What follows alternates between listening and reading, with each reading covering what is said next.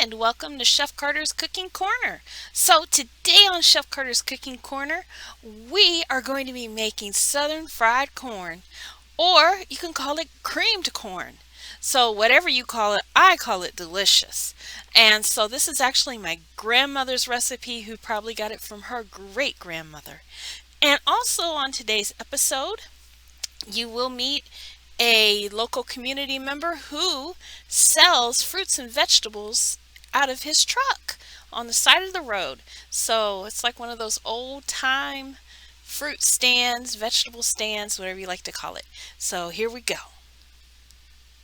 Call me Uncle Tom. A lot of folks do, friends and family. And I'm involved with a lot of the Amish farmers in the Wayne County, Indiana area. Where, with a friend and I, we operate a non-profit called we like to call Wayne County People Needing Produce. We provide a lot of produce during the end of fresh season from the Amish farmers, and they help us a little bit. To a lot of local pantries. So there's times I buy my own produce up there. I buy it for sale on a regular basis, where we operate this organization out of.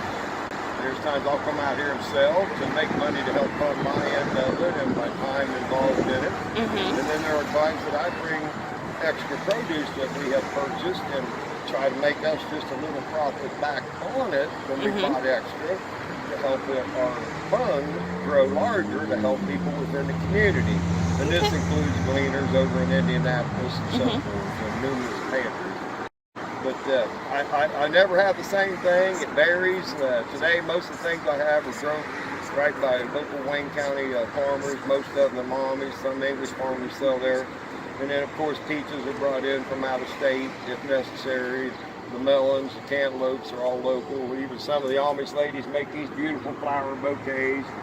I buy and sell those and so forth. Something like that probably run you $30 in a store or a hospital shop. I sell it for maybe $10 or $8. So that's just what I do, and I'm not a regular, I'm not a business. Just kind of do it to help bless people because I'm very blessed. All right, so that's one of our wonderful community members, Tom, and he sells vegetables and fruits by the road stand and flowers. So I'm going to take my corn and tomatoes and go home and show you how to make this dish.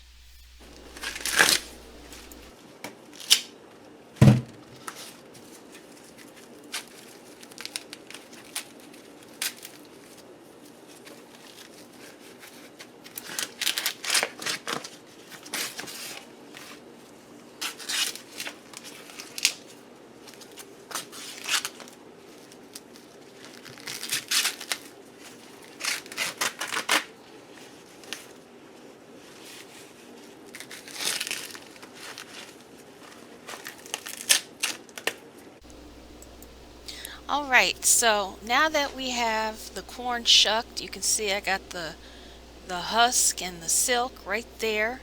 You know, back in the day, they would use that for different things, and even the corn cob. So now I got to remove the kernels from the corn cob, and I just use a serrated knife. You can use a regular bladed knife as well, but for me, serrated seems to work better. And then what I do after I cut so much off, I use the back of the knife to what my grandma called milking the corn cob. And that's just getting like the juice of the corn out, making sure you get all the edible bits out of that little pocket that's left after you cut the corn. All right, it does get a little bit messy, and I lost a couple kernels, but not a lot. So after I do all the corn, there we go, it's in a nice bowl, and I'm going to put that there.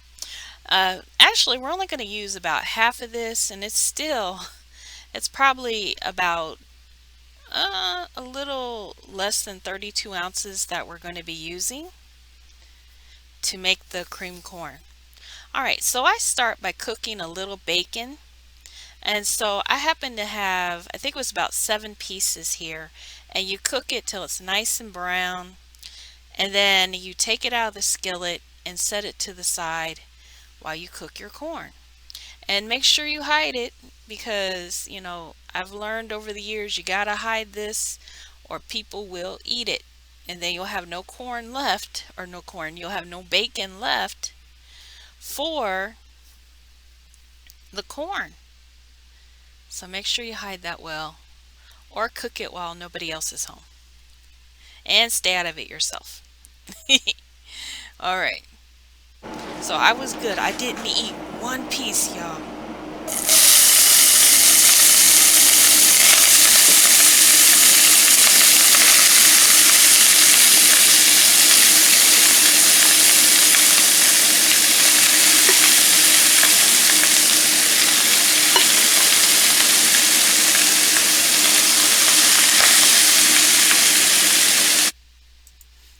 All right. Once your corn is in the skillet, you want to put about a quarter cup of water in there and then put the lid on and let it cook about 10 minutes. After 10 minutes, you want to put a half a stick of butter, that's 4 tablespoons of butter, in with the corn and 2 cups of heavy whipping cream.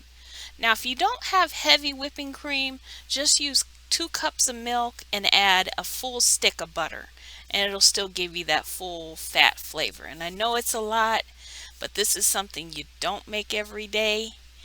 And when you do make it, you only eat a little bit. All right. So just a little bit of corn and a lot of veggies with it. All right. So now we want to put this on high until it starts to bubble. And once it's really bubbling, you put it on medium. And then we want to cook it until the cream reduces by a little less than half. All right.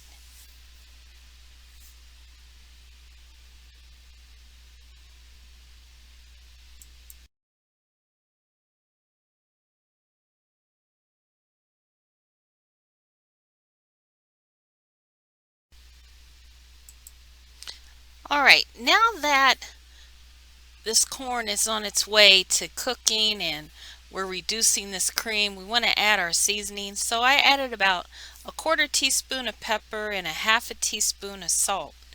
And so I keep it really simple because, when back in the day, salt and pepper was even kind of hard to get sometimes. And so those are the traditional flavorings, but you can put what you like. But sometimes, my family would grow their own peppers and they'd have it hanging on the ceiling. So sometimes grandma would grab a little cayenne pepper and crush it up in there. All right, and so I'm going to put like a teaspoon of sugar in there as well to kind of get more of the sweetness out of this corn. Now that's optional, you don't have to do it, but if you do it, just add a pinch. You use this sugar like it's salt in this recipe. Also, you can see how the cream is really reducing here. And I said a little less than half, but I really meant you want it to reduce a little more than half. So that's going to be real creamy and thick sauce there. All right. And so again, you can add hot peppers in this.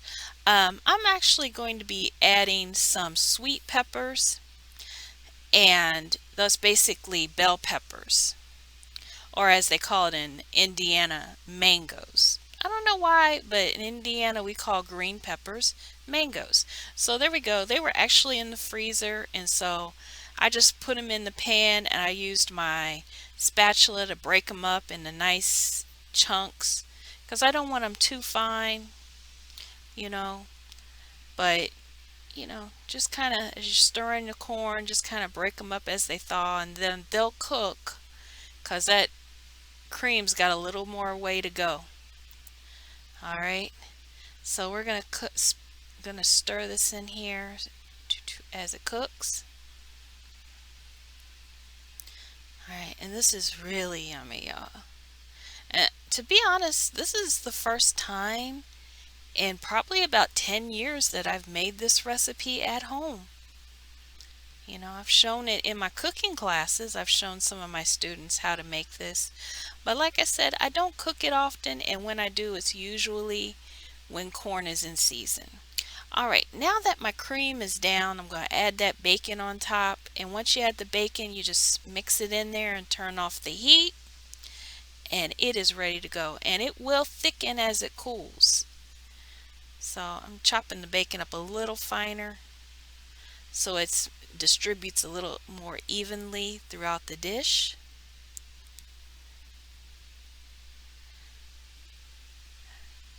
All right, and see, doesn't that look delicious? And it is. And I don't know, some of y'all may have heard me say I'm semi-vegetarian, and that means like a lot of vegetables and a little bit of meat. And this is what this is. And so actually when I had this, um, I had it with these big slices of tomato. So you can either have this, just a little serving in a bowl, like I'm serving it up here. Now don't take too much because it's good, but if you eat too much, that's going to make your tummy feel a little funny. So a little is good, don't overindulge. All right, so you can eat it this way,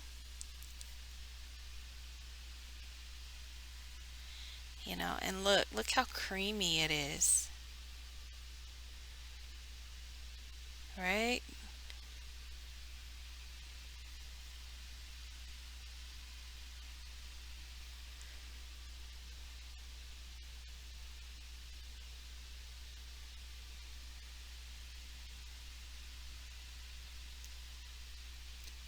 All right, and as good as it is by itself,